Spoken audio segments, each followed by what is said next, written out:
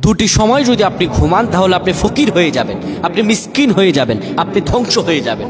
এটা আমার কথা নয়, হাদিসের একটি বাক্য থেকে আপনাদেরকে বলছি। এই দুটি সময় আমি বলি বাংলাদেশের 90% মানুষ ঘুমায়, এটি অজানা, এই ভুলটি আমরা সবাই করে থাকি। এই দুটি সময় ঘুমাবেন না, হাদিস নিষেধ রয়েছে। এই দুটি সময় ঘুমালে ভয়াবহ বিপদ আসবে, এই দুটি সময় ঘুমাবেন না। এক নম্বরে রাসূলুল্লাহ সাল্লাল্লাহু আলাইহি সাল্লাম বলেন, যে ব্যক্তি ফজরের নামাজ পড়বে না আল্লাহ তাআলা তার থেকে বরকত উঠায় নেন। ফজরের সময় যে ব্যক্তি নামাজ না পড়ে ঘুমিয়ে থাকে আল্লাহ তার জীবনটা অশান্তি করে দেন, তার বরকত নিয়ে যান, তার জীবনে কোনো শান্তি আসে না, তার দোয়া কবুল হয় না। অপর একটি হাদিসে রাসূলুল্লাহ বলেন, যে ব্যক্তি ফজর নামাজ পড়লো আল্লাহ রব্বুল আলামিন সারা দিনের দায়িত্ব রব্বুল আলামিন গ্রহণ করে নিলেন। আরেকটি সময় হলো মাগরিবের আগের সময়, আসর নামাজের পরে। এই সময় অনেকে অলস্যভাবে ঘুমায়, এই সময় ঘুমাবেন না, এই সময়টাও দোয়া কবুলের সময়।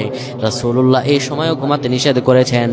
এই দুটি সময় ঘুমাবেন না, আল্লাহ রব্বুল আলামিন আপনাকে হেফাজত করবেন। আল্লাহ আমাদের প্রত্যেক বুঝার তৌফিক দান করুক। আল্লাহুম্মা আমিন।